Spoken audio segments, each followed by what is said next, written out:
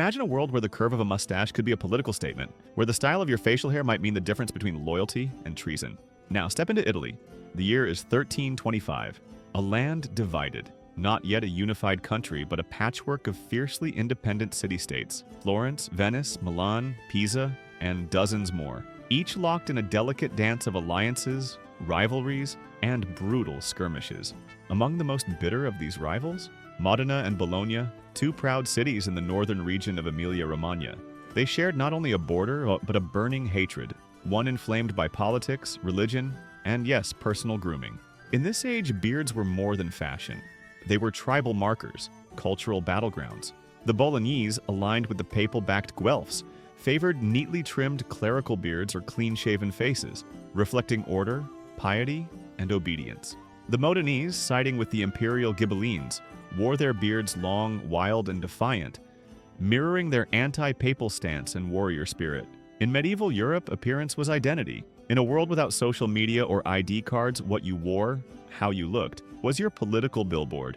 A beard wasn't just hair, it was a flag. And in a society where honor, loyalty, and lineage shaped your fate, an insult to your whiskers was as cutting as any sword. It started, as these things often do, with a joke. A Modenese diplomat, long-bearded and proud, was mocked in a Bolognese barbershop. The barber called his beard goat-like. The next day, that barber was beaten in the street. Tensions simmered. And then came the theft. One night, a group of Modenese soldiers slipped across the border into Bologna and stole a wooden bucket. Yes, a bucket. It was taken from a public well in the town square. And it wasn't just theft, it was humiliation. The Bolognese demanded its return. Modena refused. And that was the final insult.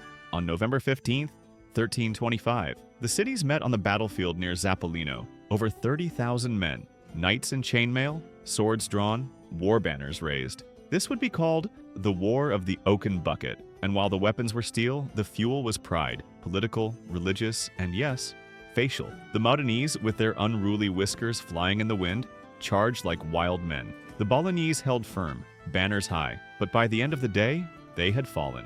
Modena was victorious, and the bucket, it was paraded home and placed on permanent display. You can still see it today, locked in a tower like a medieval trophy, a symbol of pride and pettiness. So why did facial hair matter so much? Because in the medieval mind, appearance wasn't just style, it was status. A beard could declare allegiance to the Pope or to the Emperor, to God or to rebellion. It was your social signature. Mocking a man's beard wasn't teasing, it was treason. The War of the Whiskers may sound absurd, but it's a reminder of how symbols, even small ones, can ignite conflict. Throughout history, humanity has gone to war over flags, over hats, over shoes, and yes, over buckets and beards. What we wear, what we mock, what we honor. These symbols still carry meaning, and sometimes they still carry consequences. History is full of empires, heroes, and inventions. But it's also made of odd moments, the tiny absurdities that remind us how human it all is. So next time you trim your beard or tie your shoes,